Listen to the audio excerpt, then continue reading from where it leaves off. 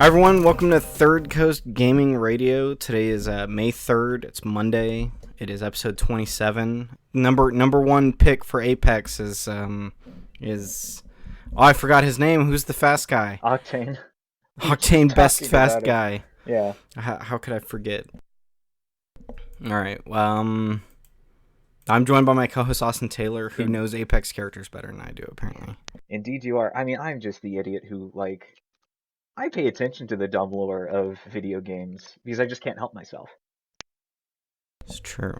Hey, what if your dumb video game lore had some fucking puppets that sounded terrible, and it's an anime? I mean, this Resident Evil 8 trailer, they made a puppet show, and it's hilarious. Did you watch the puppet show, Austin? I did. Yeah, this is like a little puppet show with the tall lady, aka Lady Demisitru, the old crone you meet in the demo. That's currently available until May 7th. I think the tall lady's brother and someone dressed in a bride outfit, or perhaps a maid, like a handmaid maiden, which would be in line with the first demo that was released. Lady Demiscu drinks that blood, and the screen turns red, and she starts painting. No, this is a completely different character. Never mind, because this video opens with showing us that this is actually a doll person in this maiden outfit. Oh, is it? Yeah, it's a doll person. It's horrifying. It's on the 26-second mark. Nice. Oh, totally a doll person. Great. Yeah. Ready. I forgot about that. Yeah. I cannot wait to put a shotgun shell into this thing's face because I don't like it. No. But this is pretty good. It just reminds me of every comedy anime. The lady's voice is just every Japanese voice actress. Yes. I'm not going to try to do an impression because it'll destroy people's ears, but yes. On to bigger and better news. Hey man, what if Halo Infinite was crossplay and had cross progression between Xbox and PC? That would make sense. I didn't think they were going to do that, Austin. I'm surprised and delighted to know that you and I could be playing Halo Infinite on two different platforms at the same time. Yeah, cooperatively. I know, yeah, this is good. This is sort of, because I don't know what kind of cross-platform support the Master Chief Collection has, but seeing that this is going to be day one for their eventual next big Halo game is quite pleasing. It's cool. I wish more first-party stuff did this. I wonder if we'll see something like this with Gears of War too. I imagine we would, right? Because their whole focus with Microsoft's whole focus with the Xbox now is a platform more so than a console. Yeah, they're doing really good PC work. I guess I could pull this thing. They reduced their store cut recently as well to 12%, which is in line with the Epic Games Store percentage, which is also 12, whereas Steam is 30%, I think. That is a number that I know is true. At least was at a time. Yeah. And then when you hit over a certain mark, they'll reduce it to 25 and then 20 or something. But yeah, that's cool. It's cool. Good job, Microsoft. But this is for the Microsoft PC store, not for the console store. Yeah. Oh yeah, because they need to have that kind of. They need to take a step like that to compete in what is already I wouldn't even say a really crowded market, but one where you have people who are so entrenched in Steam that they are just not willing to use other launchers. Yeah. No, I have coworkers who are entrenched in Steam and are hey, I'll be did you play this game? And they're no, it hasn't come out yet. And I was oh. Did you look at that Halo Infinite super widescreen stuff? I didn't put it in here, but yeah, the ultra wide. Ultra wide. That's ultra wide, my dude. I mean, yeah, like I don't have an ultra wide monitor. I don't know if I'd ever want one. I would have to go like fundamentally change my PC setup in order to take advantage of anything like that. But I mean, it's cool. The It's a shots are little taller very too. wide. Yeah, Yeah, the it's space is beautiful. so long. Yeah. Um, Why would I have it's an ultra wide monitor when I could have three monitors, Austin? I'll tell you I that. I saw like I think one of the products I moved the most while working at Best Buy was a bunch of ultra wide monitors. And they're pretty buck wild. Yeah, they're pretty crazy. Even the ones that are like the U shaped too are really cool. Are most Yeah, of the ultra wide ones doing the U, or are they flat? I think so. I think most like gaming specific ultra wides do have like a curve to them. Ah, yeah, the little curve. I can get this Alienware one for $1,000, my dude. Yeah, they're Holy crazy shit! expensive. I don't even have enough room on my desk for this motherfucker. No, I would have to. I think I might be able to, but I'd have to do is I'd have to move the bookcase that's right next to my desk, which is inconvenient because that's where I keep like all of my tabletop rule stuff. And then I'd have to find a way to put my PC like my actual like PC body on the ground. This is how you do real gaming. I really just want to make these. There's these stock photos of this guy with a beard playing on it with like a LED keyboard, and I just want to make it the album artwork. Or that, yeah, pretty good, Could be pretty good. copyrighted image, so maybe don't. Could be copyrighted. We'll see. Hey, I got Cyberpunk news, Austin. Do you want to tell me But about it? blah blah blah Bop blah. bop bop! It's Cyberpunk time on Bloomberg with Jason Schreier. Yeah. So this comes out like at the end of last month, which is just a story about how the sort of executives behind the just incredibly smooth launch that was Cyberpunk 2077 are getting really insane bonuses. I don't know if I don't think it's like specifically mentioned in the story, but attached to his sort of Twitter thread for the story he wrote, Jason Schreier, this is like the comparison of like how these bonuses are working out. A This is straight from the tweet. A CDPR spokesman told me that they've allocated 29.8 million for bonuses to 865 employees. CDPR allocated 28 million for bonuses to 5 board members. It's a lot. That's a lot of money for those guys, and it's not Yeah, a lot of money for everyone else, as it yeah, turns out. it's not a particularly large amount of money, sort of being spread out to all of your employees. Like once you like separate it by 865 people, and this also comes like in the wake of like this is like from an earnings call. So this comes in the wake of news like that they are increasing their base pay for underpaid positions, which is good. Uh, but it is wild to me that in the wake of really a disaster that can be and has been sort of placed at the feet of the people running this company, that you would have the gall to take this large a bonus. In their And it's defense, weird when like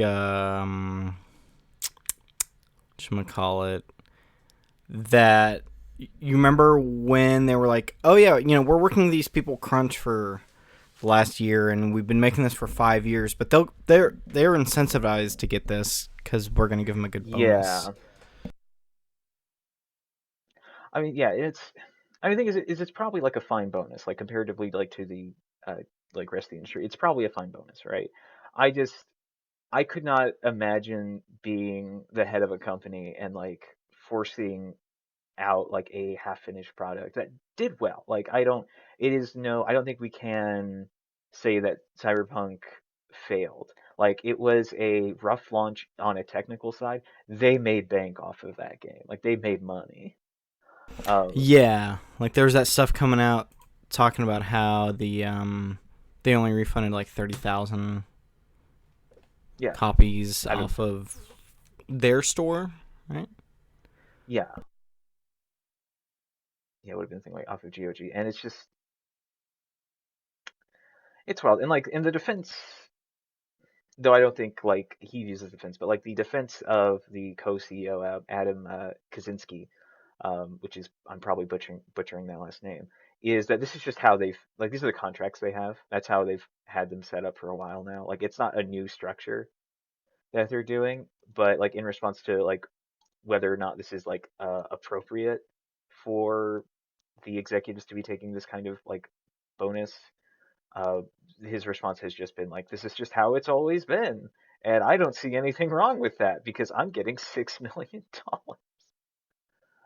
for my bonus." Yeah. So it's just, I think they continue to make bad headlines and continue to make bad decisions, but I don't know. oh no, Whatever. yeah, he's People should vote with their wallet, as it turns out, which is the number one thing gamers don't do when loot boxes are the biggest thing. Um, anyway, on a side note, I still want to go back and at least beat Cyberpunk, but everything about their corporate structure seems fucked. yeah, it's not great. I don't think it's like there are worse examples, right, within the games industry specifically, and there perhaps are better examples of like how you can run a business, but I it doesn't particularly sit well with me in this specific case.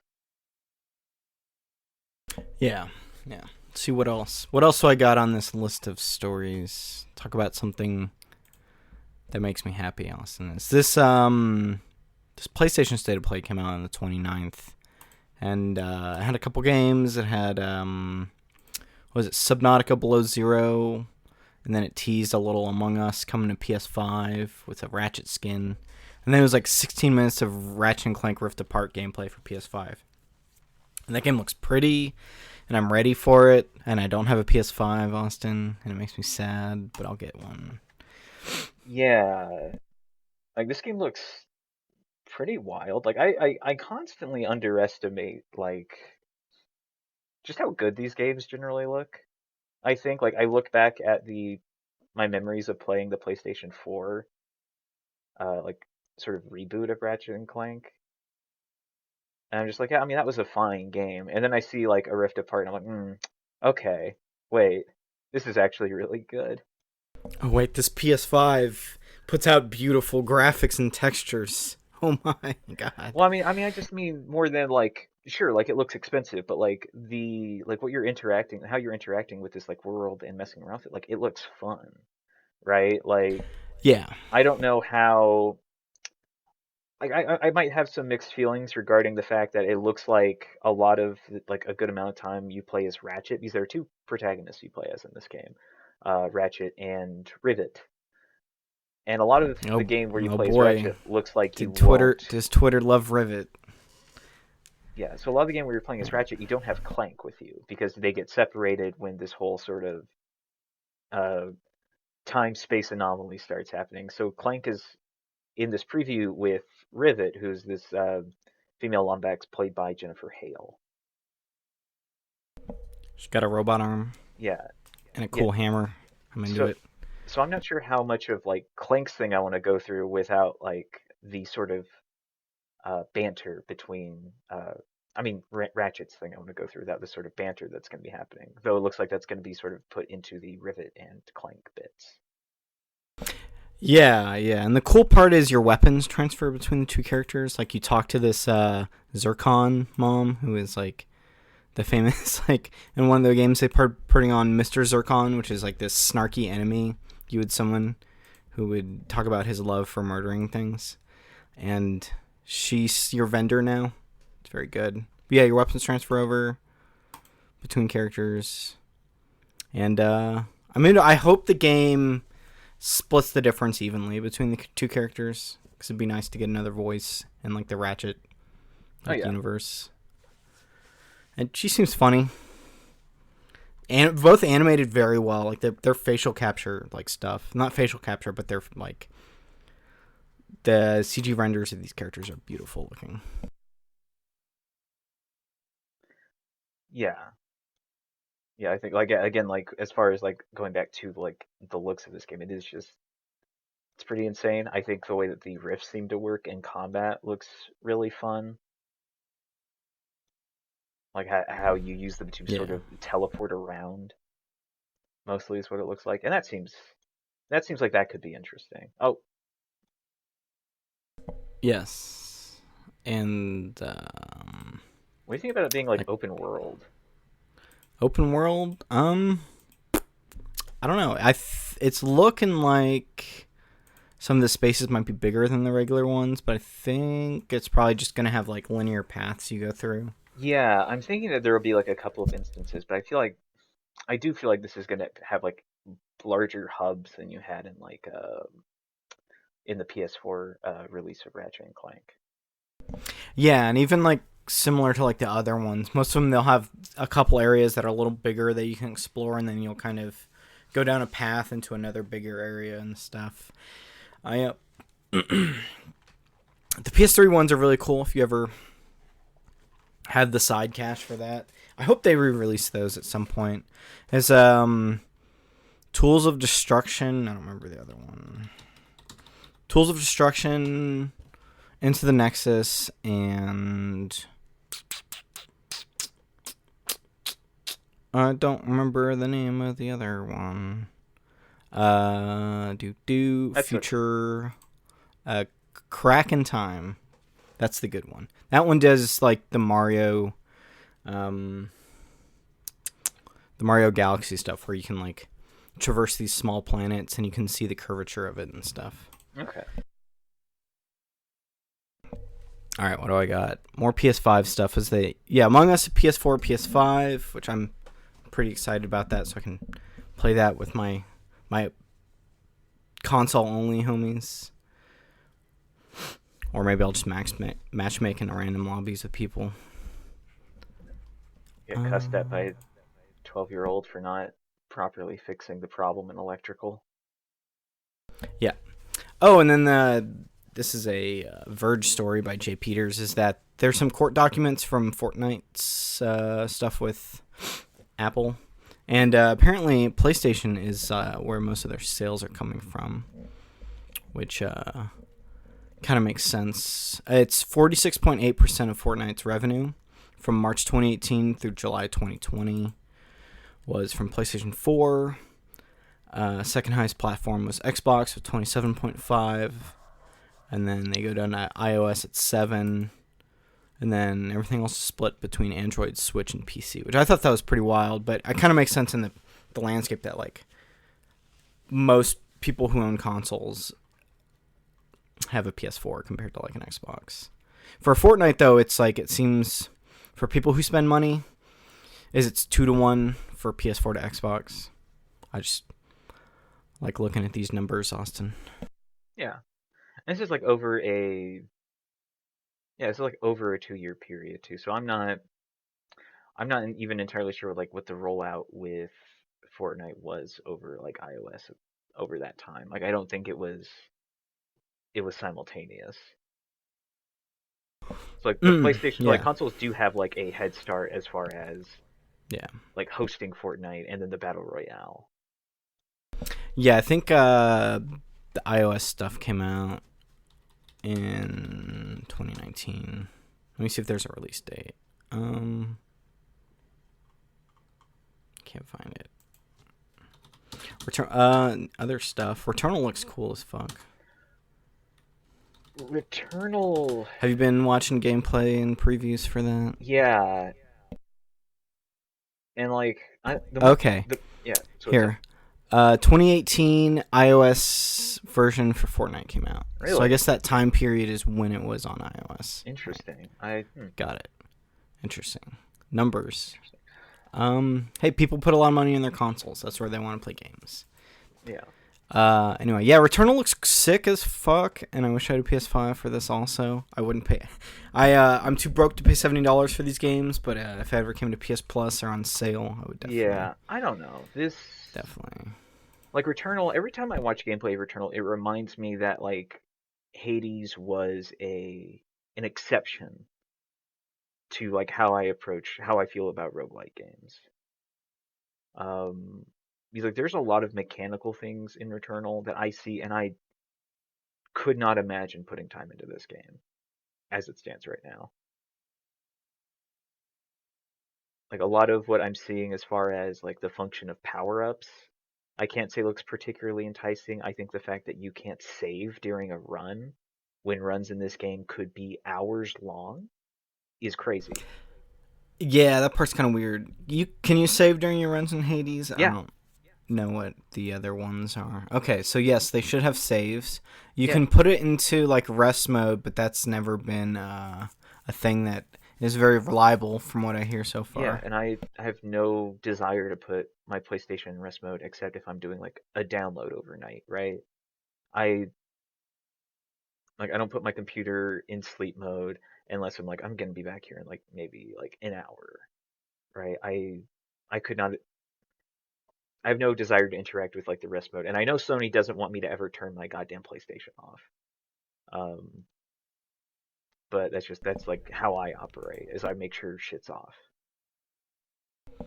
Yeah, so that part's kind of the bummer.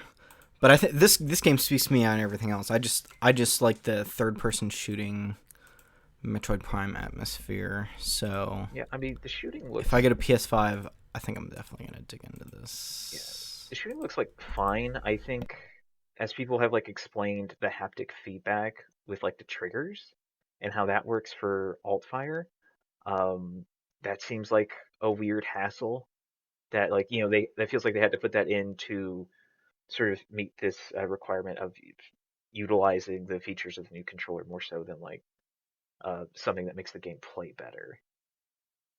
Yeah, I definitely like alt fires where you just click like R1 to flip the shooting on it. But I think Ratchet is going to do that a little bit as well. I'm curious how that's actually going to come out because I always press down full trigger. I don't know. I just think pulling a half trigger to chain to fire normally is weird because when you go full trigger in Returnal on a gun, it'll like give you like a charge shot with it, which Yeah, seems like it could have some bad like mishaps. yeah, and specifically like uses more ammo. And considering from like the gameplay I've seen, a lot of people are getting like the pistol a lot. Like it seems like one of the most common weapons to drop is the pistol, and that thing does not seem to have a lot of ammo in it. Yeah, yeah. So you're All right. constantly doing like your active reload because there's an active reload mechanic in this game, and if you're like fanning the trigger to like quickly fire, then you will like fail the active reload mechanic in this game. Yeah. So that stuff seems like a bummer, but everything else I've heard of it seems cool. Let's see.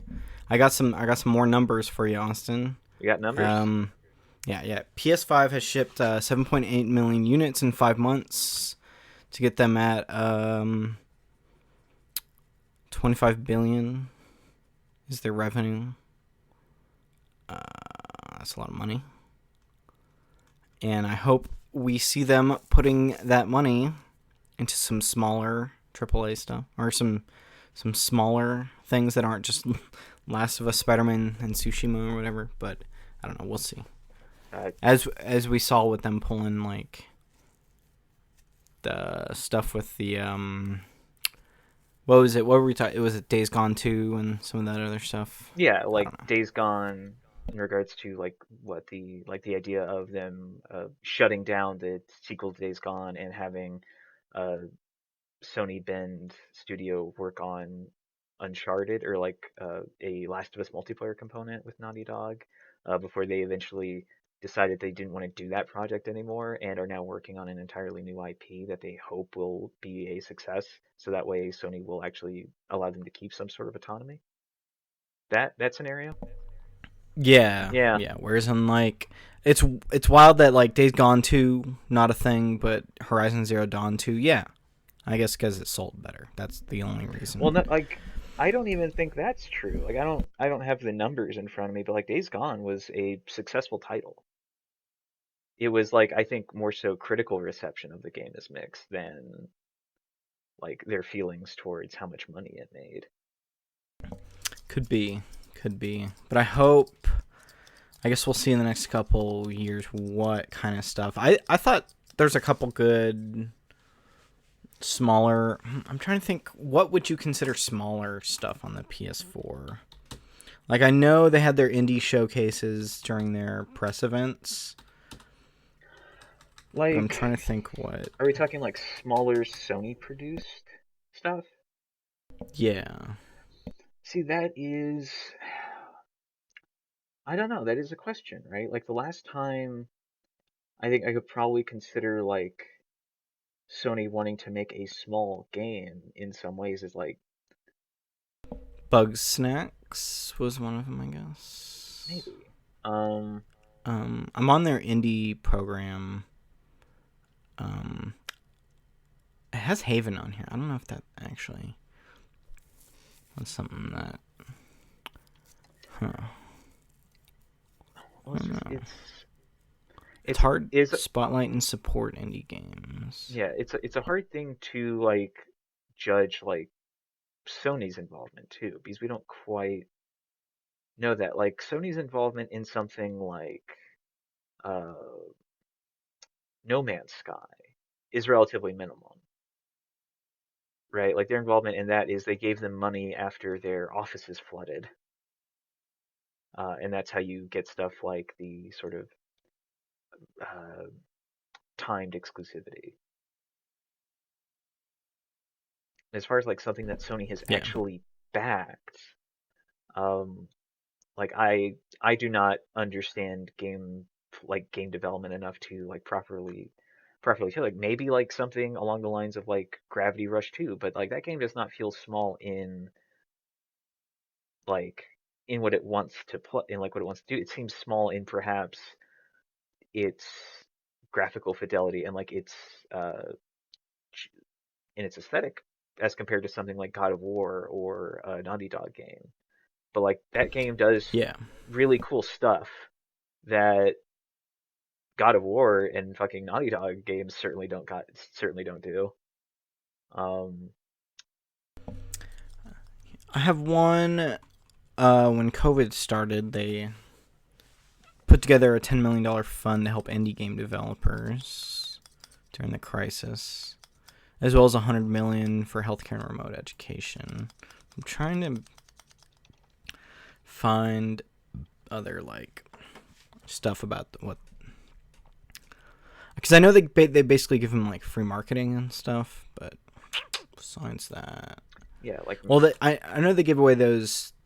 They probably made some deals to give away those like 10 games last month that were like yeah, mostly indie games. yeah, and you also get to like some re-releases, right? Like you get like Res Infinite, um, is something that they put money into re-release for like a VR mode. Um, Same thing with like Tetris Effect, which only came to Xbox like pretty recently with a like an Yeah. entirely new version of that game. So I don't know, like considering that Jim like they've said that they want to invest like a couple hundred million into like exclusives. I'm not entirely sure like what those exclusives are going to look like. I don't think they're going to be anything that is going to appeal to a niche audience in the same way that like a Gravity Rush 2 does. Yeah. Although I will say their PS Plus stuff has been like helping. Okay, so it's like, they have the biggest platform. If they give away a game for free, like we saw Fall Guys and Rocket League just explode because they were free, and kind of, whereas like a game that would come out being like, you remember Onrush, how that was like a paid thing and then it Yeah. shut down. I feel like if that had launched on PS Plus, maybe it could have been a different story.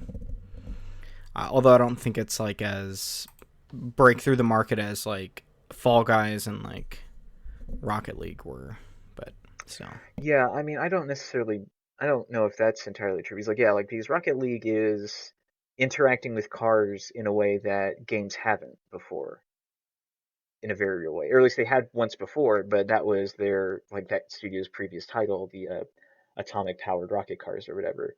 Um, Yeah, and people understand soccer. Like yeah, I play that. You put me in that game. Like, oh, we're playing like soccer. there's a Yeah. ball, there's some goals. I know what to do. Like I don't do sports and I know what to do in Rocket League. And then with like Fall Guys, I mean, Is it's a platformer. yeah, like Fall It's a Guys multiplayer is platformer. Fall Guys is like is easy enough to get because it is still like within its marketing was chasing that sort of the discussions of like being a battle royale, even though it was battle royale through like Mario Party.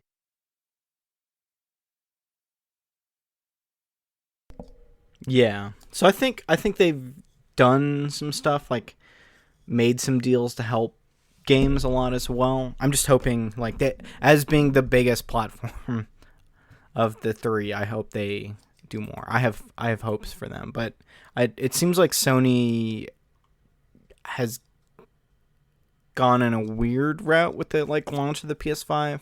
There's some stuff that I feel like that's so different between the messaging of the launch of this and the launch of the PS4, because of how much of a lead the PS4 had when it started out, because of the always online stuff with Xbox and all that Well, kerfluffle. yeah, well, I think like the launch of the PS4 is so different.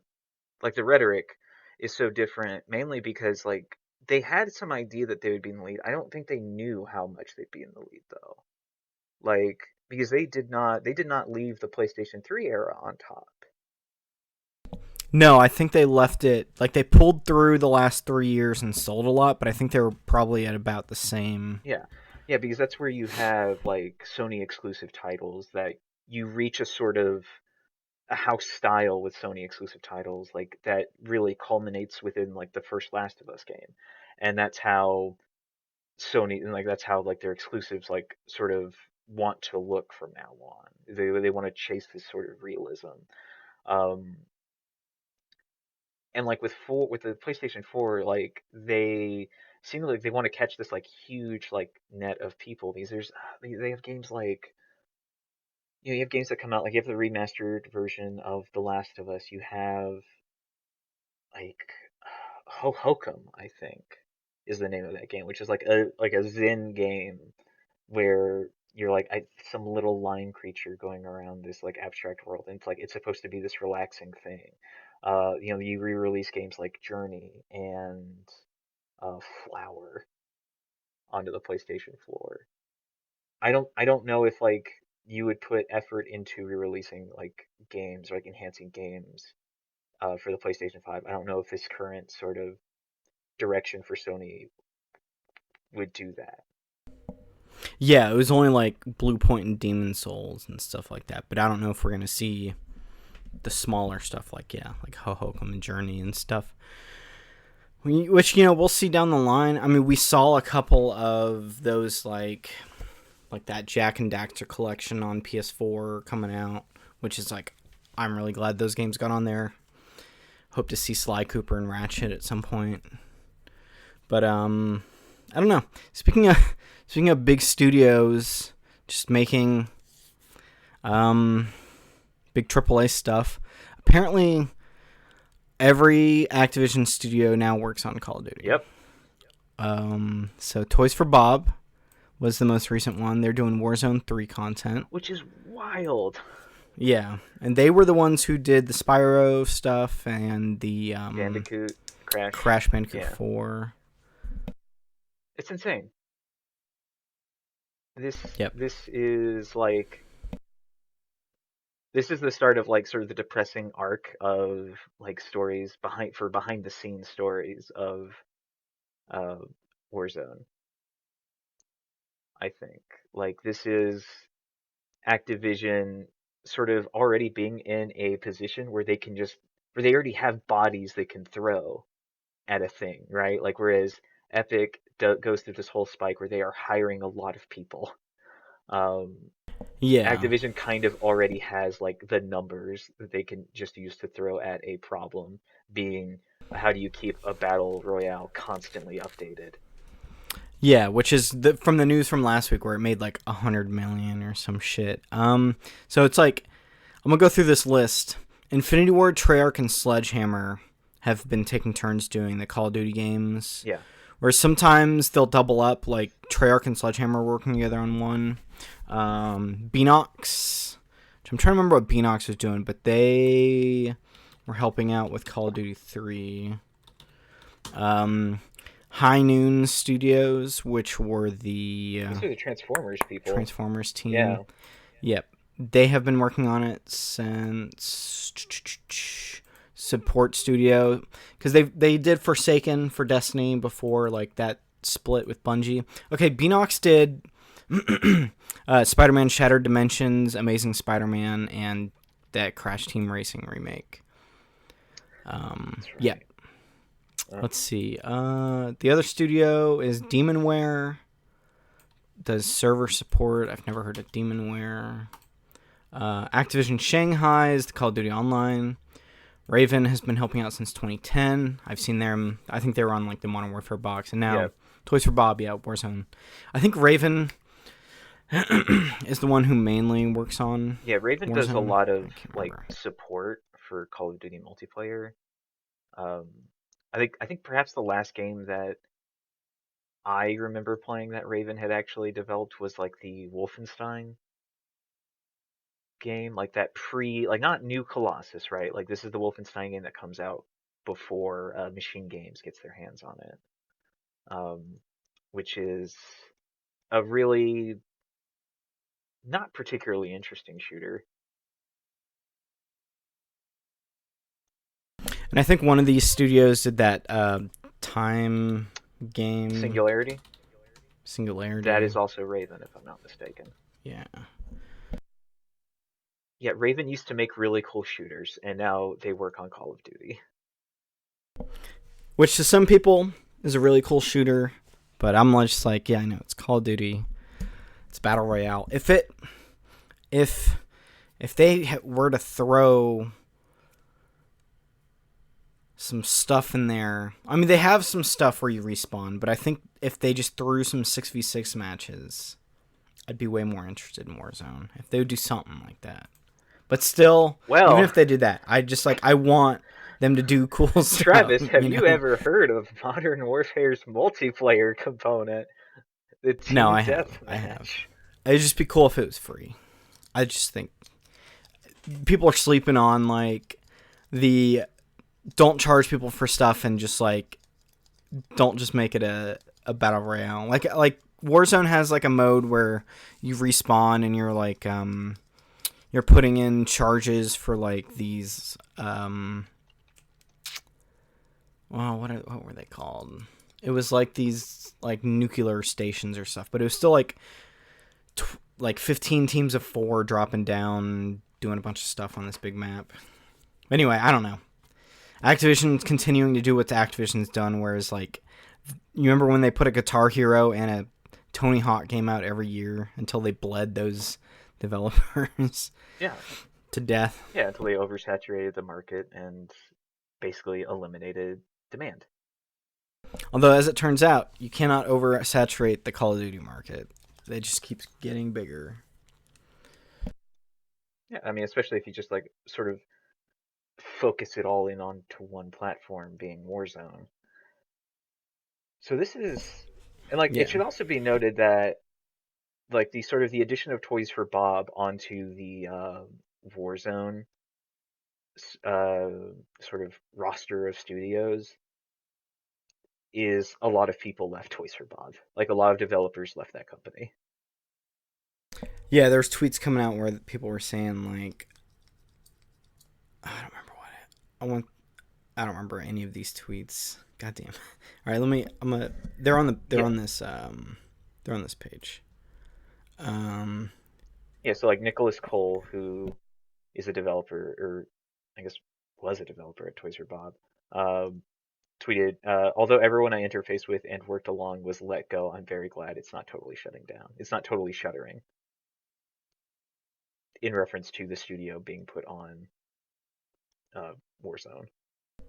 Yeah, that's kind of wild. It's kind of wild. So I hope it gets really good because they're putting these studios on and not just chasing their it's not battle passes and skins. I mean, the thing is, like, that doesn't, like, throwing like we're gonna see the same arc we saw with Fortnite, which like throwing bodies at this problem is not going to make this like a better game. Like the things that make Fortnite particularly like kind of dominant in like the public eye is that they are constantly cutting deals to put like some wild stuff in it. And Yeah, and I think they have some fun, some more like I would call Fortnite's like story in the last year more yeah. fun than Warzone's. Yeah, I mean, and the aesthetic of like Fortnite is approachable enough that you can have things where you put Marvel heroes in there. Like you put Marvel heroes, you give the whole Thanos thing in there. You don't have the same sort of like general like appeal that exists within like the general appeal of Call of Duty is that it's Call of Duty, right? That it's very More cool. than anything, that it is a shooter that is easy enough to grasp, and like simple enough to master without like the add-ons of like I'll say interesting mechanics. Um, and I don't think we're gonna see a lot of changes as far as like Warzone goes, but um, aside from like maybe like the sort of the churn, just the amount of stuff they're able to churn out regarding uh, cosmetics and perhaps gameplay changes, like smaller gameplay Yeah. changes. And I know before this update, Warzone was really kind of screwy in the sense that the people who got Black Ops, because your account in Black Ops and Modern Warfare are both linked to Warzone, and your gun leveling is linked to it. So everyone who got Black Ops had a bunch of guns that did more damage and had a better range than everyone playing Warzone. Than everyone who's just playing Warzone by itself or just doing like Modern Warfare. They recently uploaded like I follow a YouTuber who will kind of cover what's going on in Warzone like once a month. And then that stuff, and then they nuked the island and they put it in the 80s. So yeah, I don't know. It's like the PUBG stuff that people just really stick with, the Battle Royale stuff, where I just cannot seem to. I hear that from a lot of other people who like talk about games. I as well as you who said like there's a reason we do not come on here and talk about Apex all the time is because like I got burnt out on that. I'm pretty sure you did as well.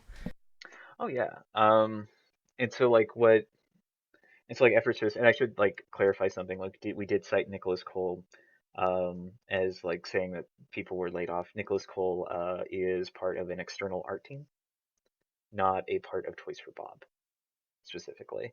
Um, so like people who were let go as like air quote layoffs were not like directly affiliated with Toys for Bob, the development studio.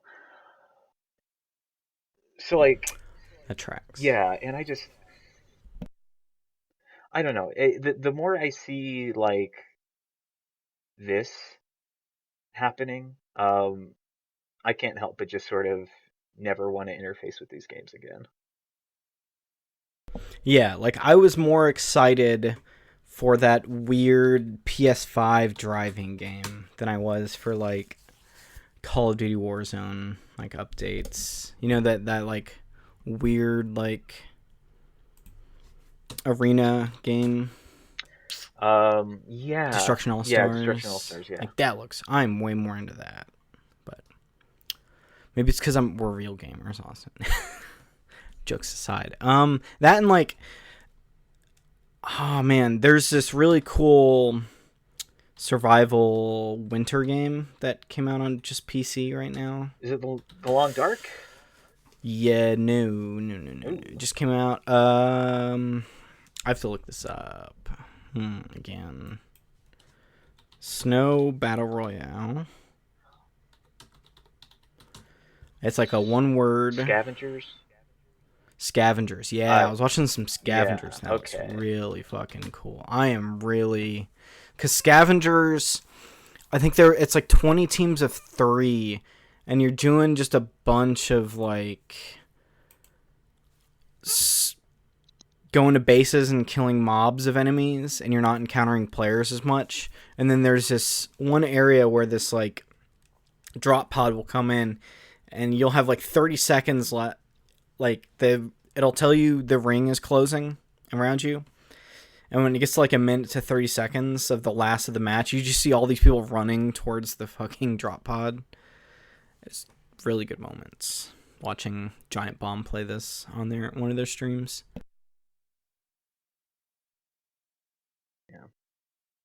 Yeah, so I'm more excited about those than like new Warzone stuff. Unless something comes out, like I try to dip into Warzone every now and then and see how it is, and I'm still just like, eh.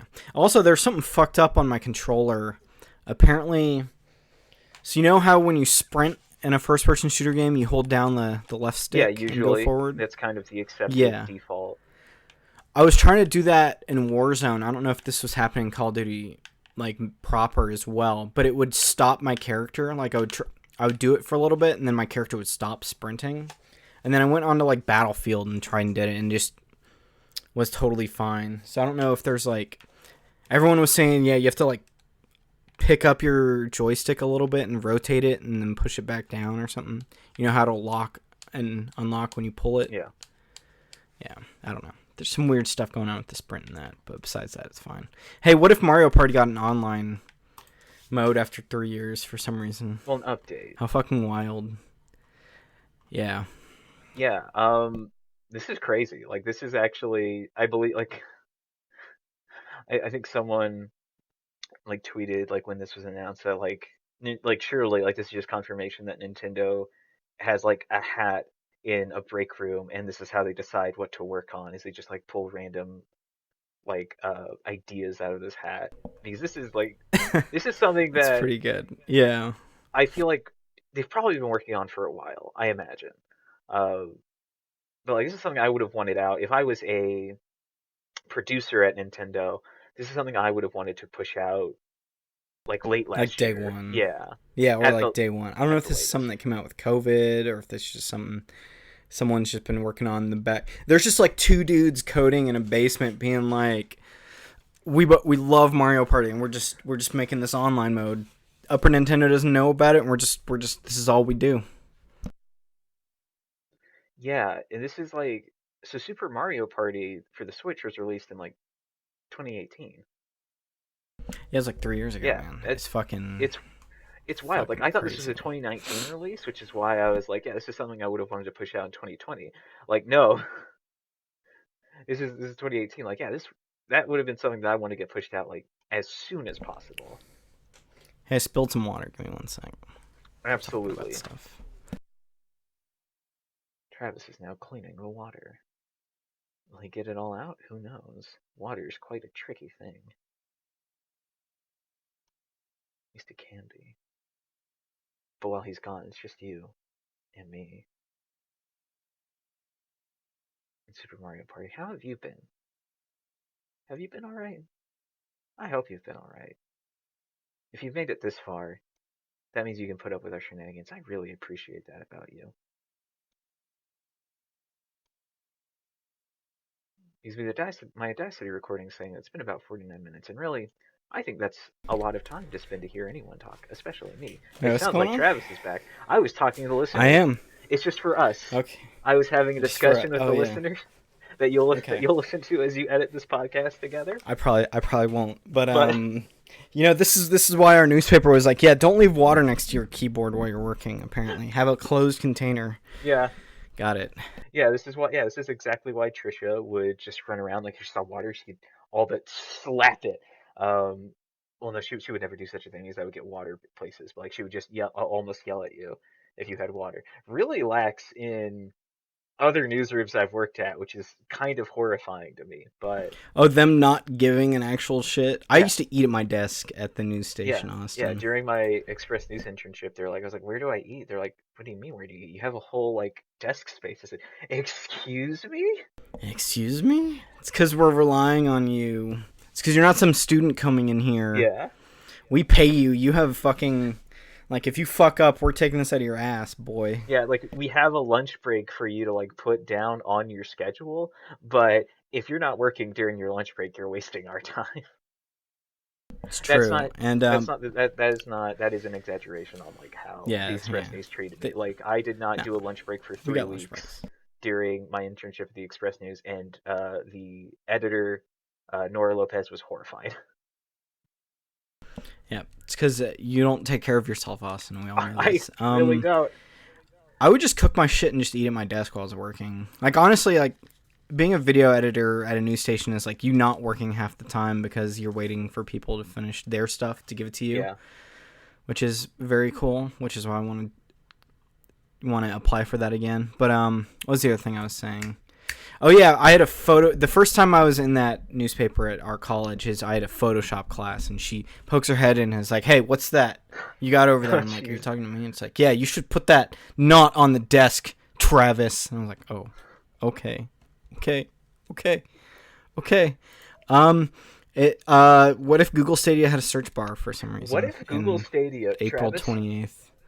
What if Google, the company that is Yeah. synonymous with a search engine, took 526 days to put a search engine in onto their gaming platform? Oh, to search for the 172 games they have. Yeah. I fucking Travis, what the Stadia. fuck? Well, I don't even. Stadia's a joke. Stadia's a joke. I Unless in like 5 years everyone is just on Stadia, I think it's just gonna burn itself up and fall back down to the I wayside. mean, I don't see why. I don't see how Stadia makes it another like 3 years.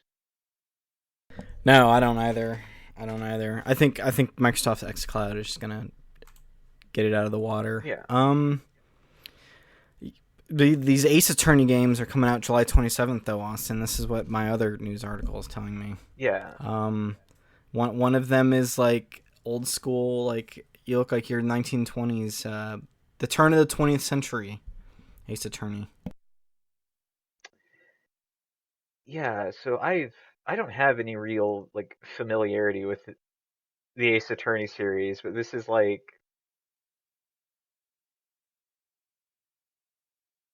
seem It's a good, cool art style. yeah, this seems like sort of the sort of turn, yeah, so like we said, like turn of 20th century. So like Japan is being influenced by like colonizing powers in its sort of aesthetic and uh in how it like approaches like integrating itself into like the international modern age in a real way. So that's like the reason for like some of the outfits we're seeing here. The fact that I thought this dude was just Sherlock Holmes. Yeah, me There's a too. guy. They're vibing off of that 1,000%. Yeah, He's got a pipe, dude. yeah. So it's interesting. I don't know. This it looks Well, a little here's weird. here's the difference right here, Austin.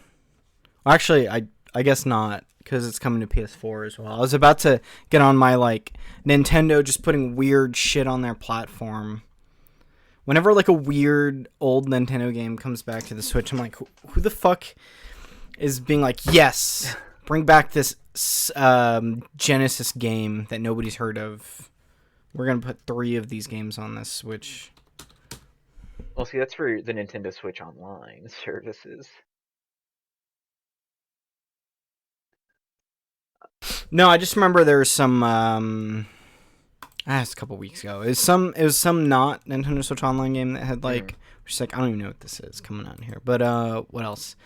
Um, Video Game Studio won an Oscar, Austin. So that's cool. I didn't watch this, Yeah. but I So should probably watch it. It's so like 25 yeah, during the minutes. last Oscars, you should. It's a really good documentary.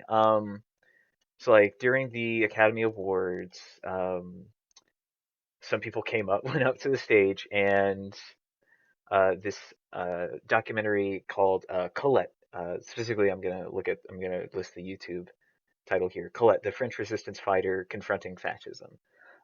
This is won the Oscar for documentary short.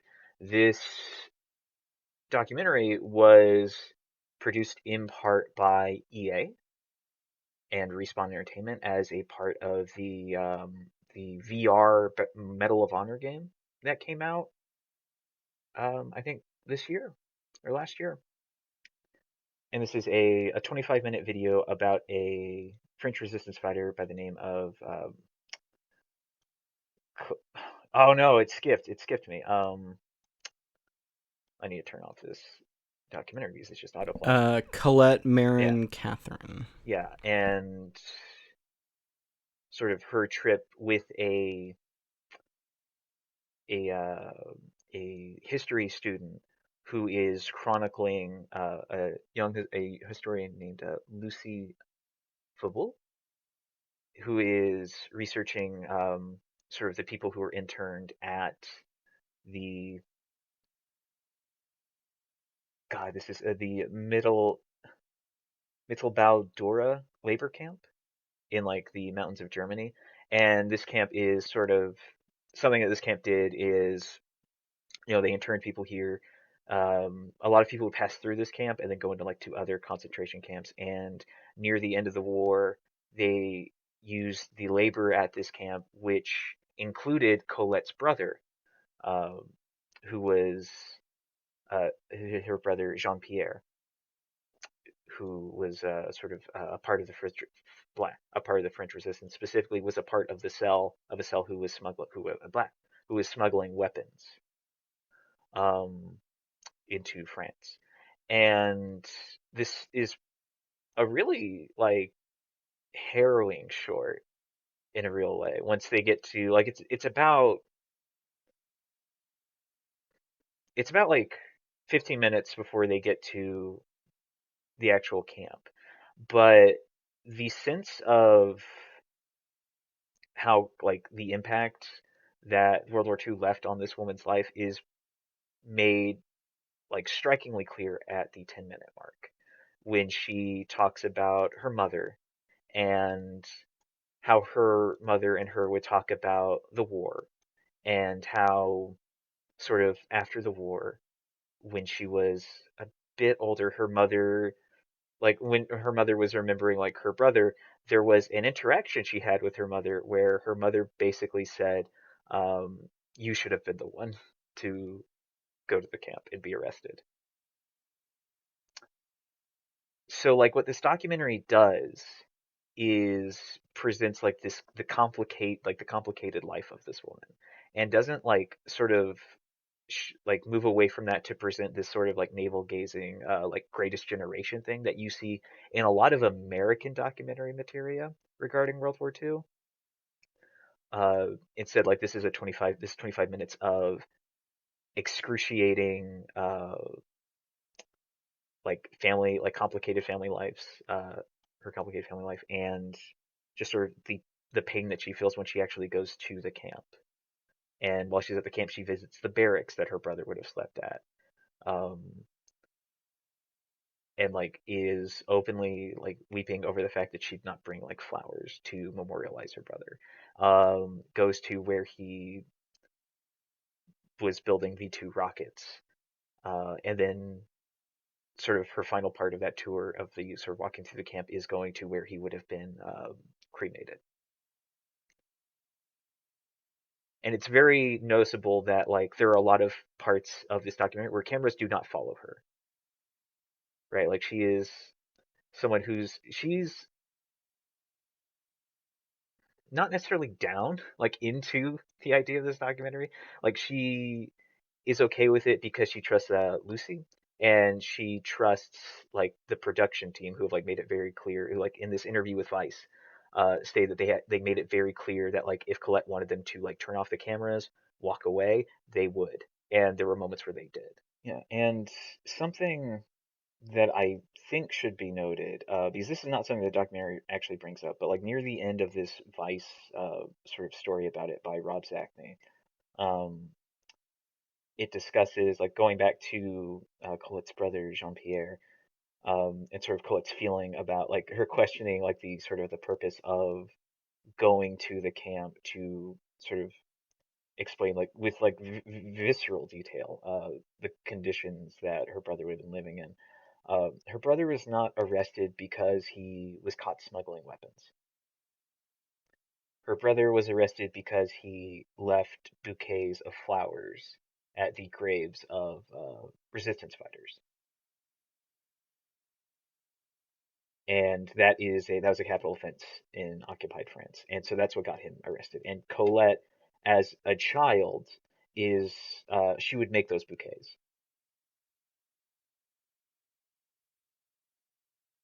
So that is a bit of context that like I kind of wish was in the film, but I also understand why it isn't.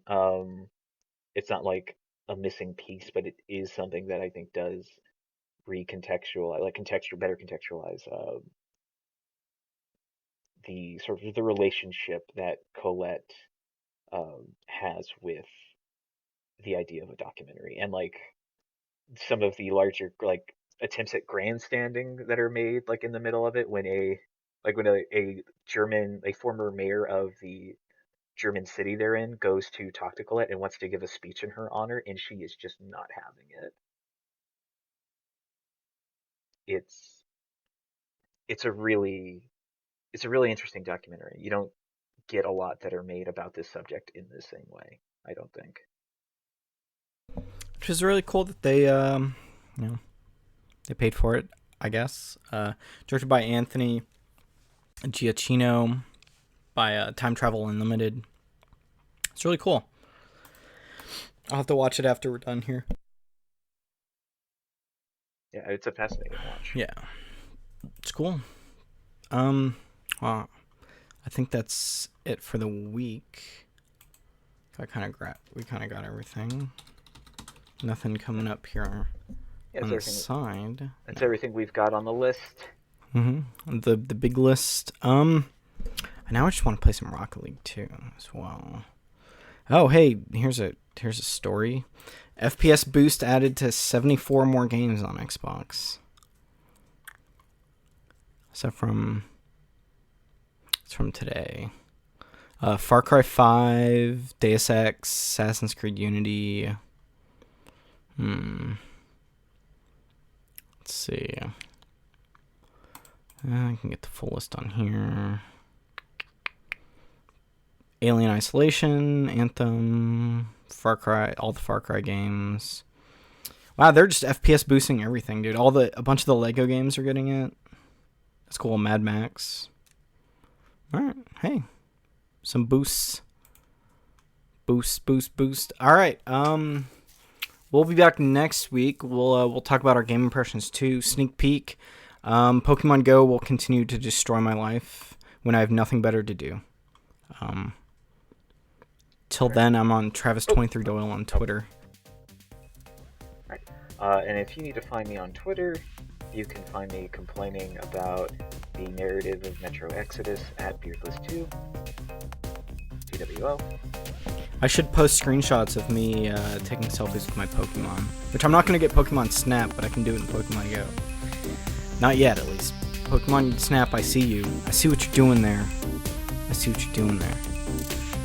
Alright, till next week. Later, everybody.